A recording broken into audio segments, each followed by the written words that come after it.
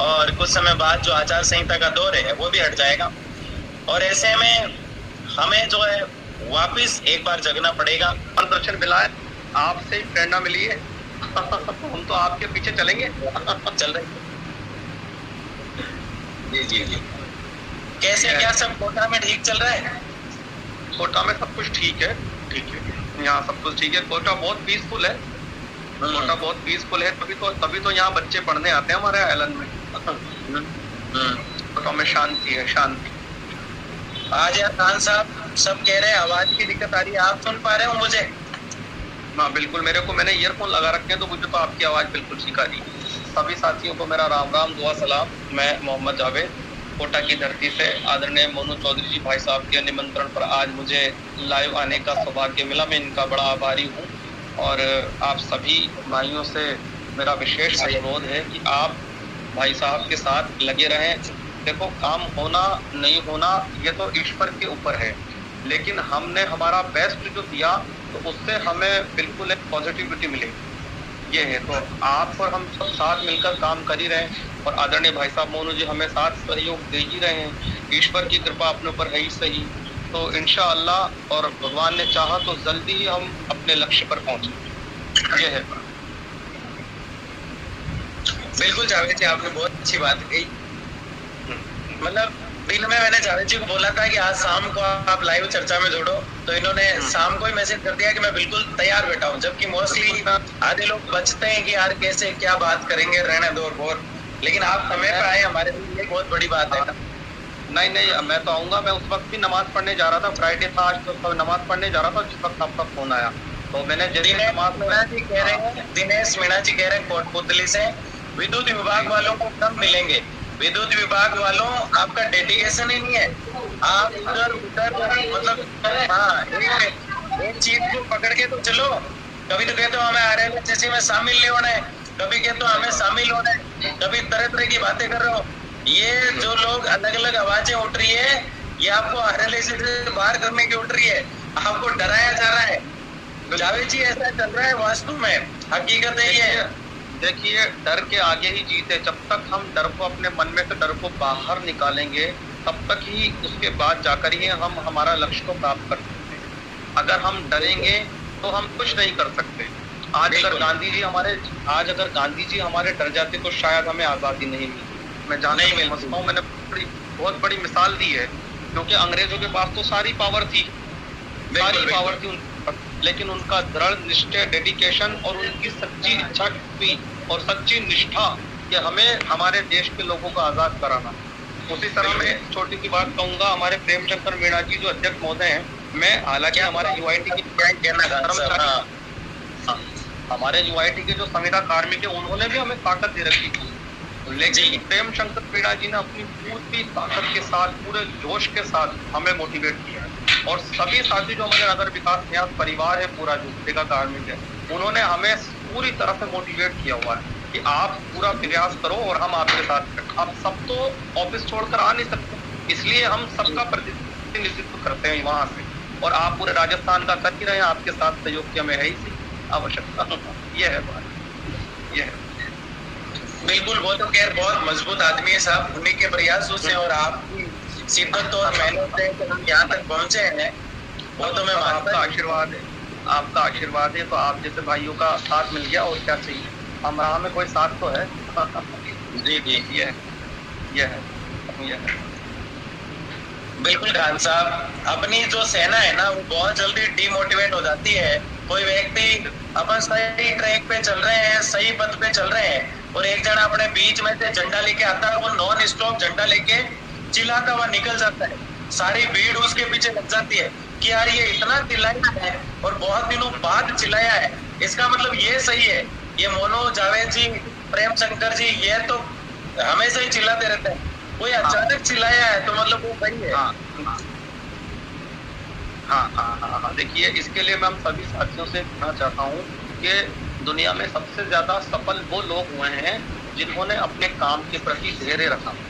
आज नहीं तो कल होगा, कल नहीं तो परसों होगा, अपना टाइम आएगा, आज नहीं तो कल आएगा। अगर आप धैर्य रखोगे तो यकीनन आप मंजिल पर पहुंचोगे। और अगर आप जल्दी करोगे तो फिर आपको पता ही कि आदमी जल्दी से जो ऊंचाई पर जाता तो जल्दी है, तो सरकार की कोशिश करी हो आप, काम तो सारा आप सरकार के ही कर रहे हो, इसलिए इस बात को कभी नेगेटिविटी में दिलाना कि भाई हम लोग यहाँ कॉन्ट्रैक्ट बेस, क्योंकि ये कॉन्ट्रैक्ट बेस की जॉब भी ऐसे ही नहीं मिलती आज। ये है मेरा सभी साथियों से निवेदन कि सभी साथी जो है इस बात को पूरा ध्यान में रखें कि हम सरकार के बिल्कुल नजदीक बैठे, ये कहना चाहता हूँ मैं सभी साथी। बिल्कुल बिल्कुल जावेद जी, कोमल बंजाल कह रहे हैं कि आप बिल्कुल सही बोल रहे हो। गौतम जी कह रहे हैं अब अपना टाइम पक्का आएगा, अब खान साहब जैसे मजबूत लोग जुड़े हैं तो जरूर आएगा।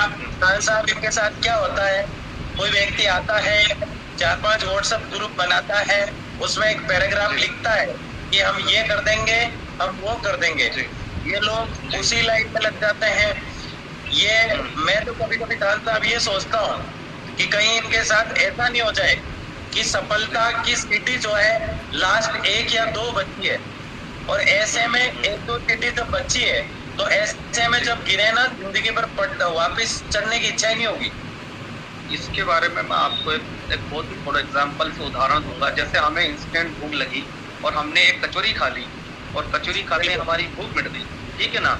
अब कल भूख लगी, कल फिर कचौरी खा ली, परसों लगी, परसों भी खा ली।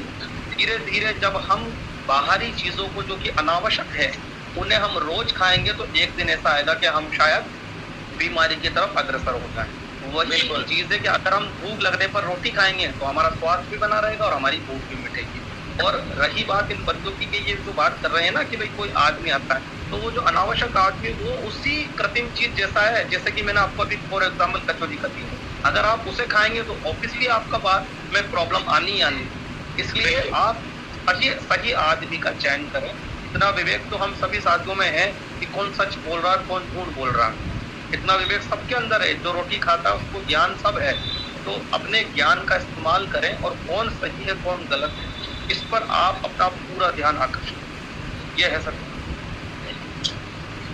एक तो बार बार पिछली आचार संहिता जब लगी थी उस समय ये पूरे जिन-बिन हो गए थे, अब वापस ये आचार संहिता का दौर है। पूरी इनकी यूनिटी बनाने में उस समय भयंकर समय लगा, अब जाके यूनिटी वापस इनकी बनी, वापस इस आचार संहिता के दौर में जो है वापस वही उस प्रकार से जो गुर्गा गैंग है वो पूरी तरह से खान साहब एक्टिव है कि अगर ये यूनिटी रही और अभी ये चीज सबको पता है खान साहब कि दोबारा या तो आरएलएस लागू कर देगी गवर्नमेंट, अगर नहीं करेगी तो दोबारा अगर धरना करेंगे ये, क्योंकि हमारा धरना कम था क्या, दोबारा ये धरना करेंगे तो आरएलएससी का नोटिफिकेशन लेके उठेंगे, इसलिए सबको पता है।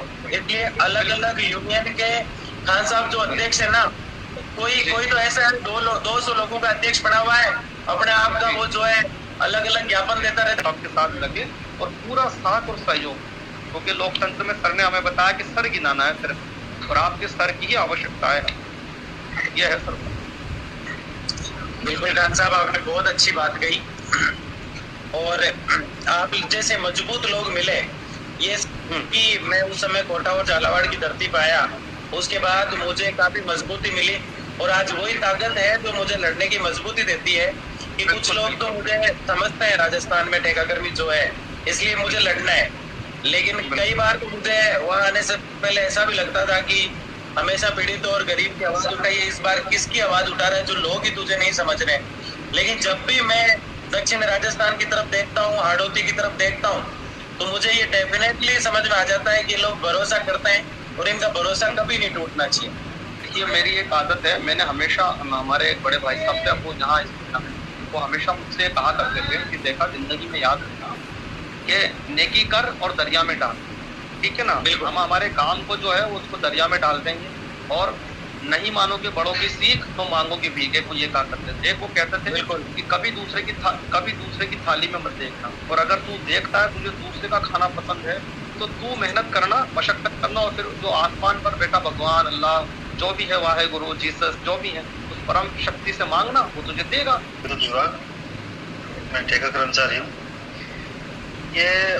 मैं ये बोल रहा हूँ भाई साहब, जैसे अपना काफ़ी टाइम से मेहनत कर रहे हैं, अब हम कम से कम 2 या 3 साल से लगातार मेहनत कर रहे हैं। मैं ही बता रहा हूँ, हमें जोश सिंह जी के साथ थे पहले, BMH के साथ। जो बात है क्लियर में बताता हूँ, तो हमें विद्युत भवन के पीछे भी धंधा दिया उनके साथ, मैं गया था। उसके बाद में हम 9 फरवरी 2022 को 23 को जो अशोक गहलोत जी का बजट घोषणा थी ना, वो उससे एक दिन पहले हमने धरना दिया था। उसमें अलवर से हम मात्र 3 बंदे गए थे।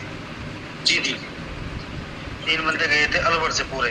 10 तारीख जी। को मुख्यमंत्री जी ने ये ठेका पट्टा RLDC के लिए घोषणा कर दी। उसके बाद में क्या है कि जोश सिंह जी का ये आदेश आया था हमारे पास में कि आप ऐसा करो मुकेश, तो आप क्या है कि यूनिटी बनाओ, लड़कों को जोड़ो। उसके बाद में हमारे अलवर से 200 लड़के जुड़े, 200। जी तो क्या है कि धीरे धीरे लड़के काफी बड़े। इसके बाद में RLDC घोषणा के बाद में क्या लड़कों को पता ही नहीं था, हम पहले से उनके साथ थे।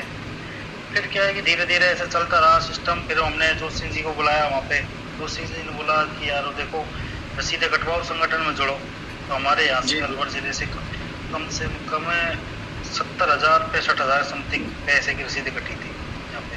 मेरे पास अभी देखो, मेरे पास उनकी रसीदें भी हैं, काफी रसीदें उनकी पहले भी लेके गए थे। देखो ये उनकी रसीदें मेरे पास है, मैं बताता हूँ आपको। जी जी रसीद बुक पड़ी हुई है उनकी मेरे पास, देखो ये क्लियर, देखो ये रसीद बुक पड़ी हुई है मेरे पास उनकी। ये पूरी 2-3 रसीदें बुक थी, ये हमने सभी ने दी। उसके बाद में क्या है, उनका एक तरह का वैसा धंधा बन गया। लड़कों से 500 रुपये लेना और कोई ढंग से जवाब नहीं देना। तो क्या है कि धीरे धीरे हमने उनका विरोध करना स्टार्ट कर दिया। क्या है कि हमारे विद्युत विभाग में सबसे कम पैसे मिलते हैं और सबसे हाई रिक्सी वाली ड्यूटी है हमारी। पता नहीं कब जान चल जाए, मात्र हमें 4500 रुपये मिलते हैं। बिल्कुल मुकेश जी, एक बात की तो मुझे जानकारी है कि आपको 4500 या 4,000 रुपये मिलता है। हाँ, और भाई साहब PF नहीं मिलता है बिल्कुल भी जी कटता ही नहीं है PF कुछ। मैं बताता हूँ, मैं 2016 से काम कर रहा हूँ, 19 तक मेरा PF कटा है। उसके बाद में PF नहीं कटा आज तक। विशाल राजन जी, मुन्नी मीणा, ये क्या है कि जब गहलोत सरकार थी उसके CMO में काम करने वाले आदमी थे। इनके हाथ में बजट पास हुआ था, इनको पूरी नॉलेज है इस चीज की। उन्होंने बोला कि सारा सरकारी चीज है, ये RLDC वगैरह इनको लागू होने दो आप, ये इनको पता चल जाएगा कि सरकारी है या प्राइवेट है। ये अब क्या बोलते हैं विद्युत विभाग को, अरे यार विद्युत विभाग वालों की समस्या आज तक ही तुमने सुनी नहीं, क्या सुनोगे आप? लड़के इनके टाइम पे लड़के इतने हट गए, एक लड़के इतने एक्सीडेंट हो गए, एक के पास नहीं आए आज तक। क्या बताऊँ आप, क्या बता रहा हूँ, कैसी वापस बताइए एक बार। क्या बता रहे थे, वापस बताना एक बार वो बात। कौन सी बड़ी? अभी जो बोला आपने एक चीज। मैंने ये बोला था कि BMS वालों के साथ में हमारे 150 लड़कों ने रसीदें कटवा ली। उसके बाद में काफी लड़के मेरे यहाँ से एक्सीडेंट हुए और डेथ भी हो चुकी है उनकी, लेकिन इनकी तरफ से कोई सहयोग नहीं मिला है। आज तक उनके पास में ये आए नहीं है। हमने इनको फोन किया कि सर आओ, हम भी हैं इधर से, हमें इतनी नॉलेज नहीं है, अधिकारी हमें डरा देते हैं, ठेकेदार डरा देता, आप आओ, हम आपके साथ में बैठेंगे। आज तक उनके पास में गुबार भी नहीं पहुंचे हैं। बताओ, काफी लड़के इसके बाद में क्या ठेकेदारों ने हटा दिए, उनको भी आज तक वापस नहीं लगवाया है। जी क्या हालत है, अब बताओ कैसे यकीन कर लोगे आप BMS पे? कोई, ये मैं विद्युत वालों से मैं निवेदन करना चाहता हूँ, इनके चक्कर में नहीं पड़े। अगर इनके चक्कर में पड़ोगे आप तो आप बिल्कुल रह जाओगे। RLDC बिल्कुल सरकारी चीज है, और ये मैं बता रहा हूँ, मुझे सारी चीज अब ये जुलाई या अगस्त तक ये लागू हो जाएगी 100%। ये 100% हो जाएगी। जानते हैं मुकेश जी, इसके लिए तो जिंदगी के 6 महीने ऐसे दे दिए कि मतलब रात दिन खाना पीना नौकरी तक जो है ताक पे रख के भाग लिए। अब ये लागू नहीं होती है ना तो टूट जाएंगे। मतलब अपन जैसे कई लोग चाहते हैं इस चीज को। भाई साहब, मेरे रिश्तेदार भी सचिवालय में ड्यूटी करते हैं, मैं बताता नहीं हूँ किसी से। ये क्या है कि कुछ ऐसे धंधा बना रखा है, थोड़ी सी बात लेके होती है उसको इतना बड़ा मैटर बना देते हैं। तो क्या है कि CMO जो सचिवालय से भी ये डांटे पड़ती है। जो अपने सुधांशु पंत है ना, ये बहुत वैसे आदमी है, ये लीक नहीं होने देंगे। ये आप मान के चलो RLDC का रजिस्ट्रेशन हो चुका है, सारा कुछ, ये लीक नहीं होने दे रहे आपको। क्या कि वो लेटर वगैरह इधर उधर हो जाता है ना, फिर ये मामला धरातल पर आने से पहले ही ये इधर उधर फैल जाता है। ये जुलाई या अगस्त तक हो जाएगा। और भाई साहब, मई का महीना है ना, ये मई के महीने में ये सारा कुछ ये विभागों को नोटिस जारी कर देंगे कि आप हमें सूचना दो। किस तरह से लेना है, किस तरह से करना है, क्योंकि विशाल राजन जी जून के महीने में छुट्टी जाएंगे जी। वो ट्रेनिंग वगैरह में जाएंगे, तो इस वजह से मई का महीना में करवाएंगे, जुलाई या अगस्त में सब नहीं हो जाएगी, डेफिनेटली हो जाएगी मुकेश जी। अगर कंट्रोवर्सी आप रहेगी, फालतू की कोई गतिविधियां नहीं करेंगे, ये लोग आपस में डरेंगे नहीं। अगर ये लोग छिन-भिन हो जाएंगे और इस अगर आरएलएससी यूनिटी से सारा काम होने वाला है, अगर मुकेश जी ये लोग छिन-भिन होंगे और इससे डिस्टर्ब हो जाता है तो ये भुगतभोगी होंगे। देखो भाई साहब, ये समझो आप विशाल राजन, आप उस टाइम धरने में थे आपके साथ में, आप क्या है उस दिया कुमारी के पास आए, हम वहां से निकल के विशाल राजन जी के पास आए, सुधांशु पंत जी के पास आए, वो शर्मा जी आई है ना अब मुंडी मैडम की जगह, उनके पास आए, सबको ज्ञापन दिया था। उन्होंने यही चीज बोली थी, देखो आप जितना जल्दी कर रहे हो ना इस मैटर को, जितना हम तो अपनी तरफ से इसको जल्दी कर देंगे, लेकिन आप में से ही कुछ लोग इस मैटर को कोर्ट में लेके चल जाएंगे। और फिर ये बात तो विशाल राजन जी अपन साथ गए थे, जावेद जी अभी जो जुड़े हुए थे वो भी हमारे साथ थे, खान साहब। हाँ, और उसके बाद में सुनो, उसके बाद उन्होंने ये सेम चीज बोली थी, देखो इस चीज को आप इतना मत उछाड़ो, हमें पता है आपके साथ कितना होता है। सरकार ने ये सोच के तो ये काम किया है कि आपका शोषण होता है, सरकार ने कुछ सोचा है तभी तो आपको इतना कुछ किया है सरकार ने। ये तो सही कह रहे हो थोड़ी है। विशाल राजन जी ने वो फाइल का जो फाइल हमने बनाई थी वो सबसे मिलके वो फाइल देने जब मैं गया था तो हमारी लगभग आधे घंटे 35 मिनट तक वार्ता हुई थी। उसमें उन्होंने बहुत सी चीजें बताई जो मैंने 10-20% इन लोगों के साथ शेयर किए, क्योंकि खुद भी मुकेश जी सूचना देते हैं यूट्यूब पे, थोड़ी देर बाद व्हाट्सएप ग्रुपों में एक पैराग्राफ चलता है, सचिवालय के धरातल से ये न्यूज है और ये नीचे बैंक अकाउंट है, इसमें पैसे डाल दीजिए। बस बस यही बात है। तो मैंने कहा यार यूट्यूब पे अपन बोलते ही लोग पकड़ देते हैं इस बात को।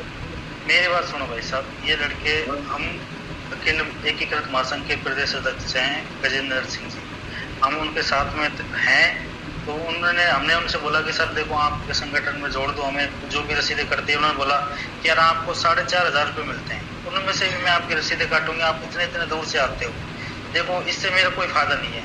आपका काम होगा तो आप अपने ऑटोमेटिक ही आप अपनी टीम बना के अपने विभाग के हिसाब से अपना आप ही जुड़ जाओगे, आप हमें कोई जरूरत ही नहीं है आपको रसीद वगैरह काटने की। इंसान वो होता है भाई साहब, देखो ये नहीं है कि पैसे लाओ संगठन जोड़ो। अब ये VMS वाले बोलते हैं कि रजिस्ट्रेशन करवाओ, रसीदें कटवा कर रजिस्ट्रेशन कराओ। अरे मेरे अलवर जिले से तुम 70,000 रुपये लेके गए, 65,000 रुपये लेके गए, उनकी रसीदों को रजिस्ट्रेशन बता दो, कितना को रजिस्ट्रेशन किया है आपने। कल या परसों की न्यूज है भाई साहब, देखो अजीत शर्मा लक्ष्मगढ़ से है, पार्टी में काम करता है बंदा, अभी ने तो बोल दिया उससे करंट से सारा शरीर डैमेज हो गया। आज वो क्या शादी में, मैं उनको किसी दिन आपको लाइव आके उनसे सारी चीज बतवा दूंगा, उसे बिल्कुल करंट नहीं लगा। उसको क्या है कि ये बात सुनते ही हमने सबने कॉल किया उसके पास में, क्या तेरे को करंट लगा है। वो इतना परेशान हो गया, आप जानते हो भाई साहब, सब उसके बच्चे हैं, दो फैमिली है, वो तो परेशान हो गया, सबने सुना दिया। आपको लगता है कि कितना दुख होता है वैसे ही आप करंट लगना मामूली बात है क्या? ऐसे गलत है ये चीज, ये मेरे तो समझ से बाहर है। ये BMS वाले बोलते हैं कि हम बीजेपी से नहीं है। भाई साहब देखो, आप जानते हो इंटक है जो कांग्रेस से, BMS है जो बीजेपी से, ये सब जानते हैं, ये बोलने वाली बात है नहीं। अब की सरकार है, मैं आपको उदाहरण देता हूँ, उपेन्द्र यादव है, एक वो बेरोजगार महासंघ का वो है प्रदेश अध्यक्ष, उसको टिकट मिला, कांग्रेस सरकार में इतना मुद्दा उठाया उसने भर्तियों का, अब बिल्कुल शांत है ना, छोड़ दिया उसने। टिकट क्या मुझे नहीं मिलता क्या मुकेश जी? टिकट मैं नहीं ले आ सकता है क्या? लेकिन मुझे पता था जिस दिन किसी एक सरकार के बढ़ते रह गए उस दिन जो है हालत खराब है। मेरी सुनो, अब पिछली कांग्रेस सरकार में BMS वालों ने ठेका पड़ता, अब इनकी सरकार आते बिल्कुल शांत। बिल्कुल इनका ये अभी हमारा प्लान था भाई साहब, हमने आपको कॉल एंड टाइम पे करने की सलाह थी। हमने गजेंद्र जी के कोई उनके गांव में कोई मर गया था, वो पहले मंत्री वगैरह रहते, हमारा प्लान 16 तारीख का हमारा प्लान सचिवालय आने का था भाई साहब जी। गजेंद्र जी ने ये बोला था हमसे कि देखो सचिवालय से नोटिस जारी होगा तो आपका विद्युत भवन में जाएगा, आलोक जी के पास जो चेयरमैन है विद्युत विभाग के, उनसे एक बार संपर्क करना पड़ेगा कि आपको समस्या बतानी पड़ेगी, हमारी ये समस्या है, हमें इस स्तर से ले, आप विभाग में ये कमी है। क्योंकि भाई साहब आप भी इस चीज को जानते हो जैसे सचिवालय से नोटिस जारी होता है विद्युत विभाग के लिए, ये तो है नहीं ये या एक्शन के पास में जाएगा ये तो वो चेयरमैन को देंगे जो आलोक जी। है हमारे विद्युत विभाग के, उनसे हमें संपर्क करना था।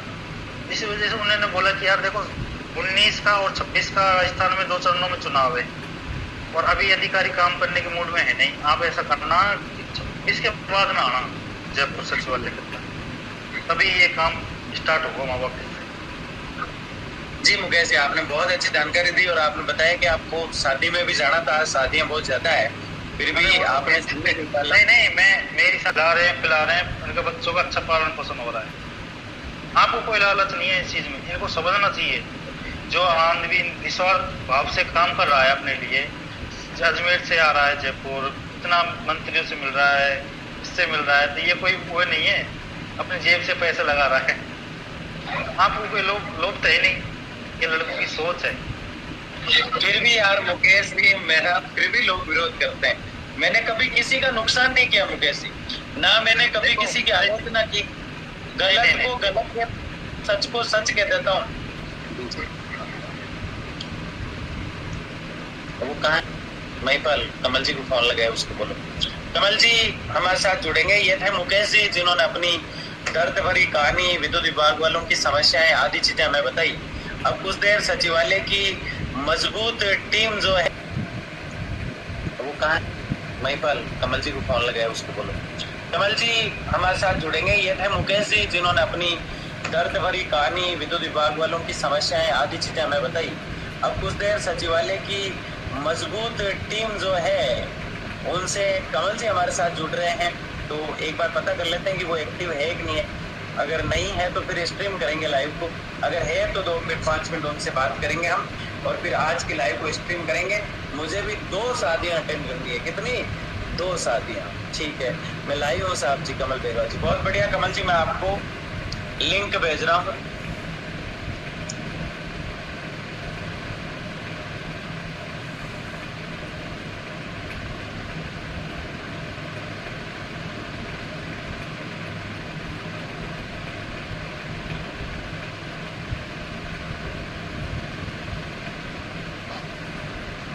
बिल्कुल, कुछ देर में हमारे साथ कमल जी जुड़ जाएंगे।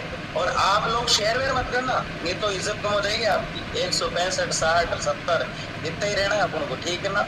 मेरा मानना है कि मोनू चौधरी एक बार गजेंद्र सिंह से मुलाकात करेंगे तो आरएलएस कंपनी को धरातल बताने में दुनिया की कोई भी ताकत रोक नहीं सकती। दयाल जी बिल्कुल, इसके लिए मुझे अगर किसी से भी मिलना पड़े तो मैं जरूर मिलूंगा। अगर गजेंद्र भाई साहब से मिलने से ये काम हो जाता है तो मैं उनसे भी मिल लूंगा, और अगर किसी नेता के पैर पकड़ने से जारी हो जाता है तो मैं उसके भी पैर पकड़ लूंगा, लेकिन मैं इस नोटिफिकेशन को जारी कराऊंगा चाहे कुछ भी हो जाए। राम राम जी, राम राम। नरेंद्र चौधरी जी, बिल्कुल राम राम नरेंद्र चौधरी। नारायण सेन शादी में है। हाँ नारायण जी, आप बता देना, मेरे सर जी असली हीरो है। नागचंद मेघवाल जी कह रहे बहुत बहुत धन्यवाद नागचंद जी आपका। कमल जी को फोन करो एक बार, कर दिया?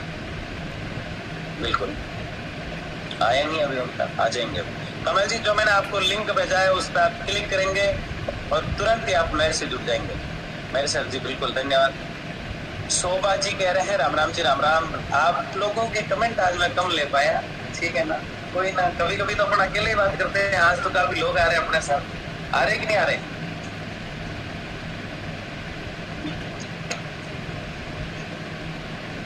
कमल जी जुड़ जाइए। कहाँ चले गए आप? नेटवर्क इश्यू है क्या आपके भी? बिल्कुल।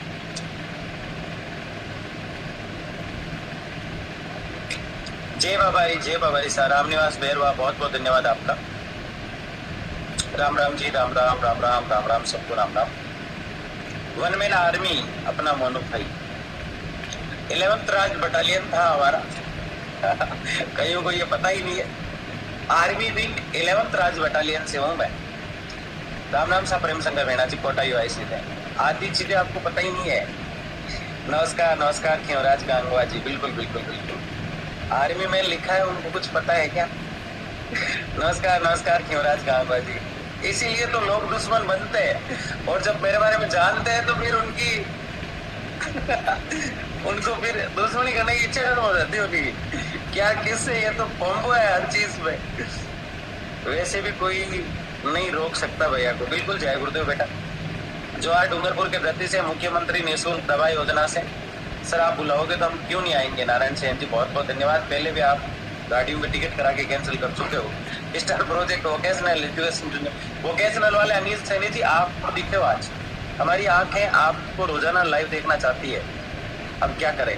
दयाल सिंवर जी मैं आपका जो कमेंट है उसकी रिस्पेक्ट करते हुए तहे दिल से आपका शुक्रिया अदा करता हूँ। मैं कोशिश करता हूँ कि मोस्टली आप लोगों से रूबरू हूँ। पिछले आचार संहिता से पहले उस समय लगभग 20-25 दिन डिस्टर्ब रहा सब कुछ, उसको समेटने में ही 15-20 दिन लग गए वापस। अब जाके बिजनेस वापस थोड़ा रन हुआ है, लेकिन आप लोगों की दुआएं हैं, मेरी सर्विस भी बहुत अच्छी चल रही है, मेरा बिजनेस भी बहुत अच्छा चल रहा है। आप लोगों का प्यार और दुआएं जो है उससे मेरे काम के अंदर मुझे इतना दिया है उस ईश्वर ने कि मुझे वास्तव में आजकल हर दिन लगता है कि किसी पीड़ित और गरीब के लिए निस्वार्थ भाव से अगर कोई लड़ता है तो कायनात, पूरी कायनात उसका साथ देने के लिए झुक जाती है। देवियों के शुक्रिया, आप लोग जो दुआएं करते हैं उसका फल मुझे जरूर मिलता है। तो शायद कोई टेक्निकल इश्यू या कुछ और आ गया है कमल जी के, वो नहीं जुड़ पा रहे हमसे। अगली लाइव में कमल जी के साथ चर्चा करेंगे हम और मिलते हैं किसी और वार्ता में। तब तक के लिए जय वार्ता।